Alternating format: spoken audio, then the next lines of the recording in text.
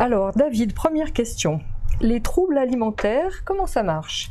Boulimie, anorexie, existe-t-il un lien entre le système nerveux autonome, sympathique, parasympathique? Alors cette question que tu viens de poser demanderait une réponse très longue.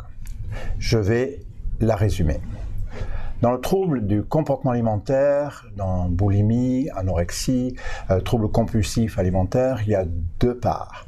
Il y a une partie émotionnelle et aussi une partie physiologique.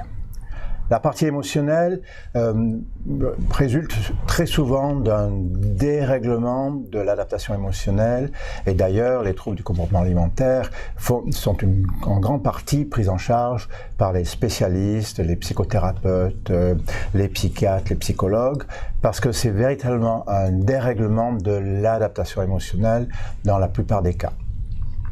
Il y a toujours, dans tout problème de santé, un dérèglement physiologique, qui peut être hormonal, neurologique, nerveux, ça rejoint le cadre des troubles émotionnels.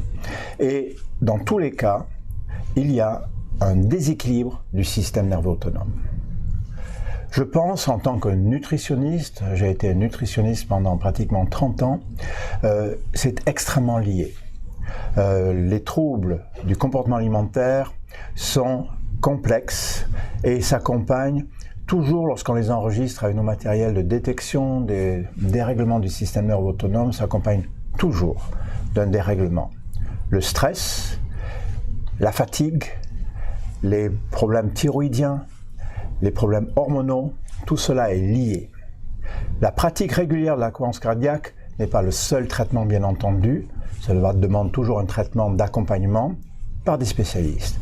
Par contre, la récupération est beaucoup plus rapide et nous donnons à nos patients un outil de gestion très rapidement efficace de régulation de ce système neuro-autonome qui est systématiquement déréglé. Donc je conseille à toutes les personnes ou toutes les personnes en charge de personnes présentant des troubles du comportement alimentaire de le plus rapidement possible mettre en place une pratique régulière de cohérence cardiaque et de référer, si ce n'est pas votre spécialité, ces personnes à un spécialiste de la question.